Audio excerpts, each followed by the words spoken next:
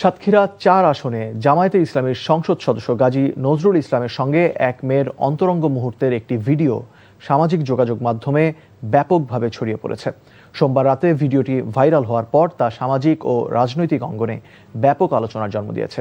প্রথমে বিষয়টিকে কৃত্রিম বুদ্ধিমত্তা দিয়ে তৈরি করা দাবি করলেও উদ্ভূত পরিস্থিতির পর এখন ওই মেয়েকে এমপির দ্বিতীয় স্ত্রী দাবি করে পুরো বিষয়টি খতিয়ে দেখা হচ্ছে বলে জানিয়েছে জেলা জামায়াত।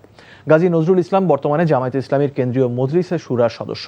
ভিডিওটি প্রকাশ্যে আসার পর শুরুতে সাতক্ষীরা জেলা জামায়াতের মিডিয়া সেল থেকে দাবি করা হয় ছড়ানো ভিডিওটি কৃত্রিম বুদ্ধিমত্তা বা এআই প্রযুক্তির সাহায্যে তৈরি করা একটি ভুয়া ভিডিও। তবে তথ্য যাচাইকারী একাধিক ফ্যাক্ট চেক প্রতিষ্ঠান অনুসন্ধানে জানিয়েছে ছড়িয়ে পড়া ভিডিওটি এআই দিয়ে তৈরি বা এডিটেড নয়, এটি আসল। এই ঘটনার পর ওই তরুণী নিজেকে এমপির দ্বিতীয় স্ত্রী বলে দাবি করেছেন, আর প্রথম স্ত্রীও বলেছেন সম্মতি নিয়েই তার স্বামী ওই তরুণীকে বিয়ে করেছেন।